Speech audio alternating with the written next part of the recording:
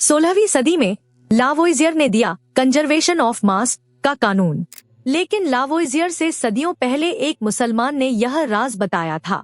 यह था अबू अल कासिम अल-अज़हाबी अल-जिल्दाकी, 13वीं सदी का जीनियस। मिस्र में पैदा हुए इमाम अल-जिल्दाकी एक अद्भुत रसायन शास्त्री थे। उनकी जिंदगी अल्केमी के रहस्यों को समझने में गुजरी थी। उनकी मशहूर किताब थी किताब अल-असरार, यानी रहस्यों की किताब। इस किताब में उन्होंने कंजर्वेशन ऑफ मास का कॉन्सेप्ट दिया था।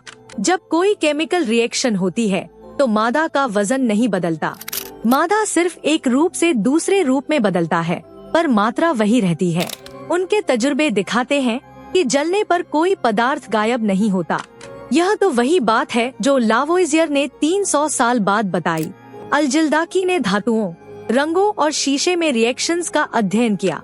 उनका काम दिखाता है कि इस्लाम में साइंस कितनी तरक्की पर थी, लेकिन असली सदमा तो अब आता है। सदियों की धूल में यह ज्ञान कहीं खो गया। दुनिया भूल गई कि इस कानून का पहला इशारा किसने दिया था। फिर कई 100 साल बाद एक यूरोपियन साइंटिस्ट को इसका क्रेडिट मिला। यह सुनकर दिल को दर्द होता है ना?